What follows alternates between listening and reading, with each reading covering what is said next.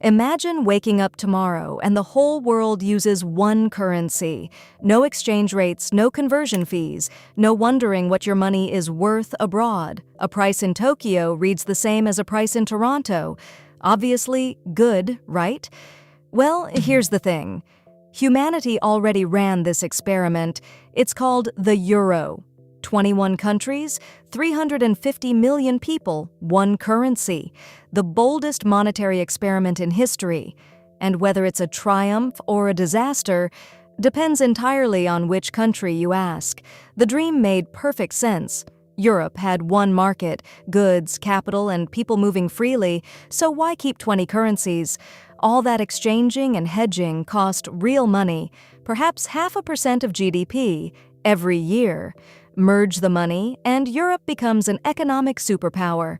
But there was a checklist, and Europe skipped the hardest line.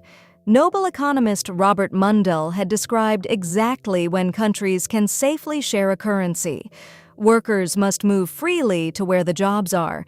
Capital must flow. Economies must boom and bust together. And crucially, when one region slumps, the others must send it money. Automatic fiscal transfers. Europe scored partly, no, and absolutely not. Sharing the euro without sharing budgets meant 20 governments spending from one bank account with no rules that actually bound them, and no help guaranteed when trouble came. Then there's the interest rate problem. The European Central Bank sets one rate for all members. When Germany overheats and needs higher rates, Spain may be deep in recession, needing cuts. One lever opposite needs. Someone always gets the wrong medicine.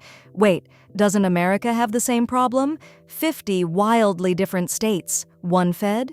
Yes, but when Texas slumps, Washington keeps sending money automatically. Workers move without changing language, and the federal budget quietly absorbs the shock. Europe has none of those. Same design, missing shock absorbers, and hiding underneath was the truly fatal flaw. A euro country borrows in a currency it cannot print.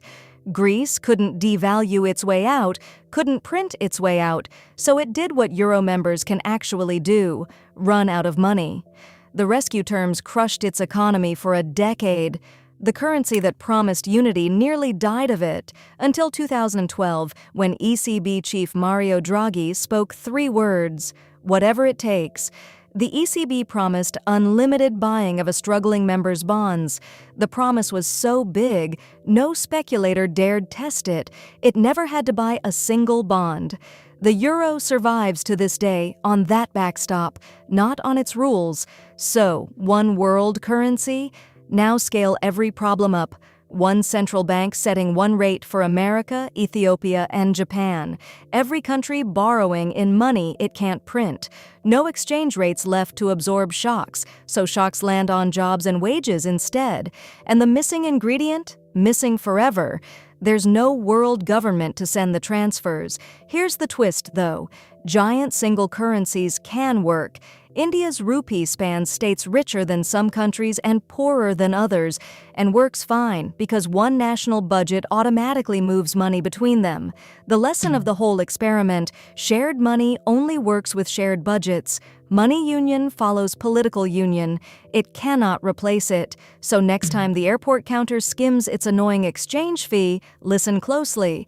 That's the sound of your country keeping its own steering wheel. There's more where that came from.